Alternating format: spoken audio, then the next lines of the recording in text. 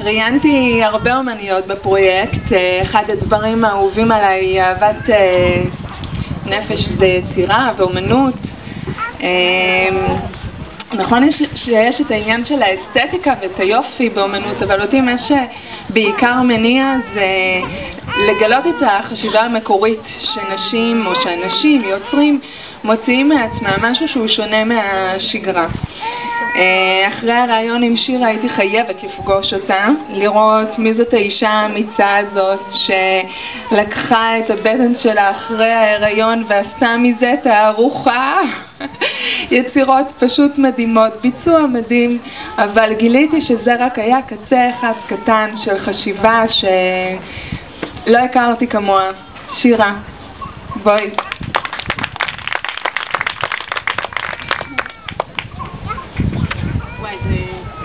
זה ממש מרגש פה למעלה, זה שינוי, לבוא משם ולעמוד פה, זה שני דברים שונים.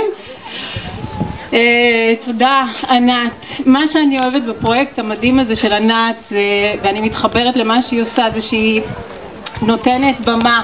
כמו שאמרה דריה, אני רציתי להיות על הבמה, ענת נותנת במה, נותנת נראות לנו ולסיפורים שלנו. ויש אמירה שאני מאוד אוהבת שאומרים, אם אתם רוצים לשנות את העולם, אז תשנו את הסיפורים שאתם מספרות על העולם. והסיפורים של נשים חסרות, וענת בפרויקט הזה מספרת סיפורי נשים. ובעצם זה מה שאני עושה יותר מ-25 שנה.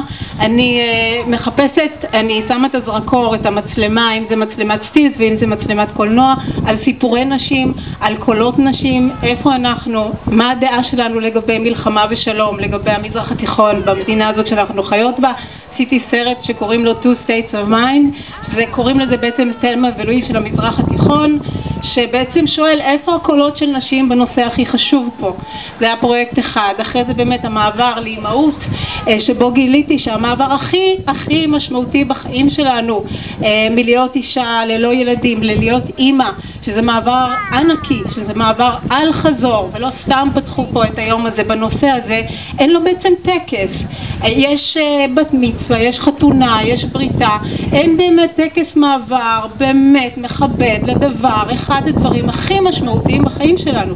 עשיתי פרויקט שקוראים לו האם, הבת ורוח הקודש, כדי לבקש חזרת הקדושה שמגיע למעבר הזה, כי בעצם אם אנחנו חושבות על יהדות ועל תורה, אז בעצם הדבר היחידי שנותנים לנו בתנ"ך זה בעצם תלדי בנים, כלומר זאת כללה. אני לא רוצה כללה, אני חושבת שאני רוצה קדושה. אז קראתי לזה האם, הבת ורוח הקודש, והפרויקט האחרון שלי מדבר באמת על כלכלת האהבה, שבעצם יש לנו פה היום, הכלכלה הזאת הבלתי נראית שאנחנו עושות יום יום, שעה בשעה, על ידי האהבה שאנחנו נותנות ומקבלות, על ידי הקשבה, על ידי המבט.